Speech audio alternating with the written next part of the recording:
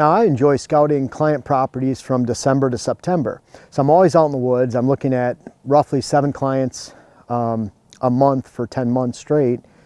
And they're all over the country, and I love scouting deer properties. I love scouting deer. I love trying to unravel that secret to every deer property, and I'm sure you're the same. I mean, where do mature bucks live? Where are they at? How are they moving? Where are the does at? Where are the does and fawns at compared to the bucks? And the winter time is, of course, a great time to scout. And I want to encourage you to get out and enjoy what I feel is the #1 time to scout, and that is right after the season ends. Unfortunately, it's Christmas time, it's a New Year's.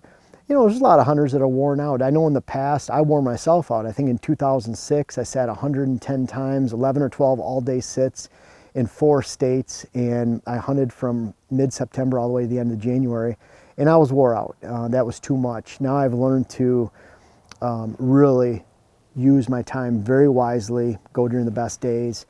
And when it gets to the end of the season, right now, I was just talking to Dylan before we were filming here. I'm thinking, where can we go hunt? You know, where can I go hunt in December, January? I really have the itch. I want to keep hunting. You might be burned out, you might not be. But bottom line is, right after the hunting season ends is the perfect time to scout. And there's a few reasons why. There's some really important reasons why. When you get to the end of the hunting season, the sign that you find, and the sign that you find from November that was laid down in October, November, even early December during the secondary rut, is very prominent.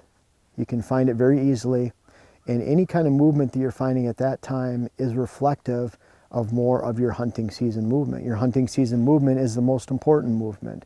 There are a lot of bucks that most bucks experience a whitetail shift at the end of the summertime, and where they're at in the summer is not where they were located in the fall. And I find there's a large percentage of mature bucks that go back to their summer range for the end of the winter time.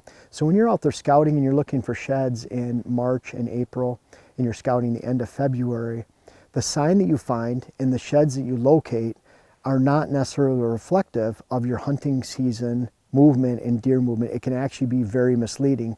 I'll use these pines right here. It's an open pine, stand of pines, mature white pine. And this is a very, very poor area. In fact, we walk through this during the hunting season because we can expect no deer here. But it's a very poor area. It's a very poor habitat. There's just open, mature timber. There's nothing here. But what it is during the wintertime, deer will stack up in these little benches. You can see a bed here and here when it was snowy and cold, because this ridge, I'm facing west this way, east that way. So when we get those extremely cold northwest, west, and even southwest winds after the front went through, and let's say it's 12 degrees during the day and we're getting a 20-mile-an-hour wind, these deer right here are experiencing no wind at all. And so they can sit down here, they're not getting frostbite, the tips are not coming off of their ears, they can actually be protected right here regardless of how much sun there is out here. They can get out of the wind.